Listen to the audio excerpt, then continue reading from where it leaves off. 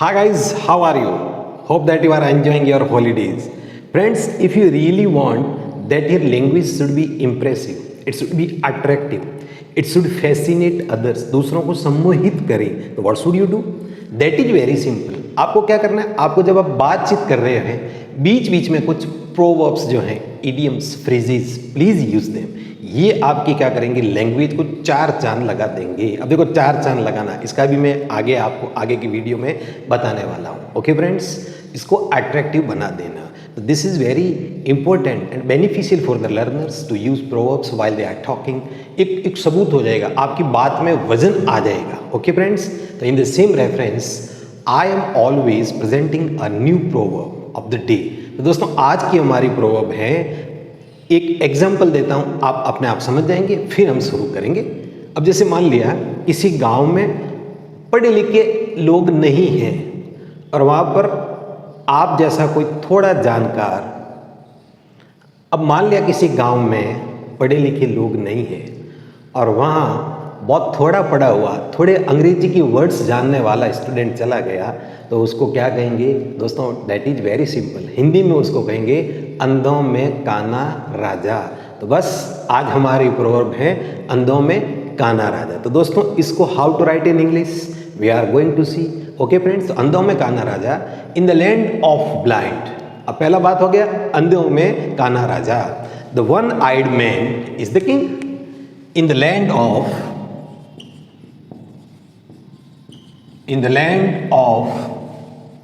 the blind. The one-eyed man is the king. अब दोस्तों देखिए, ये एक प्रोवर्ब्स की विशेषता होती है कि इसका डिक्शन जो है, शाब्दिक अर्थ इसका नहीं होता है, इसका सेंस दूसरा होता है. ओके फ्रेंड्स, अब यहाँ पर ब्लाइंड और आइड ये वास्तव में कोई मायने नहीं रखते हैं, इसका जो है सेंस दूसरा हो जाएगा. तो दोस्तों देखिए, in the land of the blind the one eyed man is the king.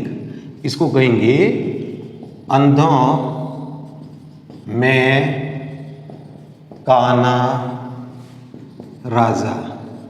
अब दोस्तों इसको हाउ टू एक्सप्रेस ये हमने कह दिया. ओके, एक एग्जाम्पल भी मैंने दे दिया. अब जैसे देखिए, मान लिया जब बहुत ज़्यादा फुलिश लोग हो, ओके दोस्तों, जब फुलिश लोगों का ग्रुप हो और उसके बीच में कम पढ़ा लिखा, कम इंटेलिजेंट आदमी भी चला जाएंगे, तो हम कहेंगे is the king in the land of the blind.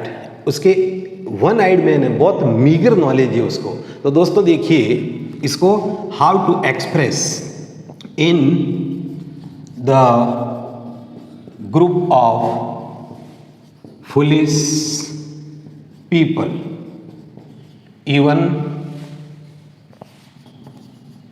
the one-eyed man. अब देखिए दोस्तों, ये वन आइड नहीं लिखकर हम क्या करेंगे, इसके लिए हम लिख देंगे even the man with meager MEAGRE meager intelligence या knowledge. This is knowledge. Meager intelligence, meager knowledge is valued, is respected. Okay friends, is valued या is the king.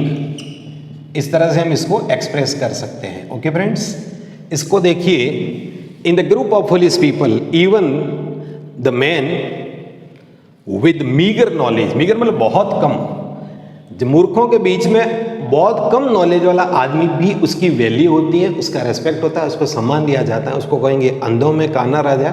In the land of the blind the one eyed man is the king. Okay friends, अब एक बार इसको जो है look this, दोनों अर्थ in Hindi as well as in English, please look carefully. एक बार आप ध्यान से देखें, आगे हम कुछ सेंटेंस करने वाले हैं. Okay friends, now I hope that अब आपको समझ में आ गया होगा. एक बार इसको देख लें, ठीक है. And we can use in many ways. अब जैसे एक एग्जाम्पल मैंने दिया था कि जैसे कोई, जैसे लड़के का नाम ले लेते हैं. ओके फ्रेंड्स, जैसे Ram can speak a few words in English.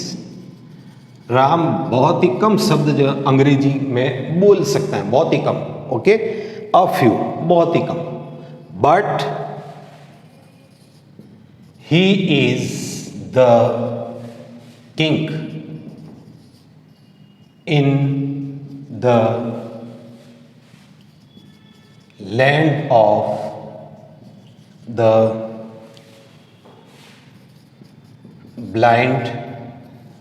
अब देखिए दोस्तों, यहां पर भले आप वो ना लिखें, वन आइड मैन ना लिखें, क्योंकि देखिए हमने यहां पर एक तरह से राम के लिए यूज ले लिया है। राम जो है उसको जो है मीगर नॉलेज है, okay friends.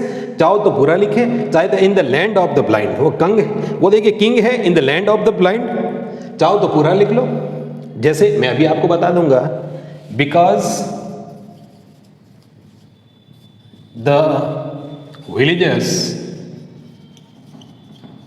Don't know English.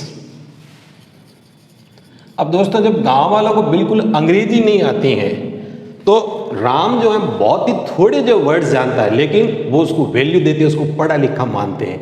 तो इसको हम कह दिए। अब देखिए वन आइड मैन हो गया राम यहाँ पर, इसलिए मैंने इसको नहीं लिखा, आप चाहे तो लिख लें। अब जैसे Ram can speak a few words of English but he is, अब देखिए वो मीगर है इसलिए हमने जो इसको नहीं किया, नहीं तो वो पूरा कर लेते। नहीं तो क्या करते अपन, Ram is able to speak a few words of English, so all the villagers respect him because, अब बिकॉज करके ही इज द किंग, या because in the land of the blind the one eyed man is the king, ऐसा भी हम कर सकते हैं। Okay friends, तो I hope that you are able to make more and more sentences using the proverb. आप इस proverb को ज़्यादा से ज़्यादा यूज में लें और एक बार इसका सेंस समझ लें।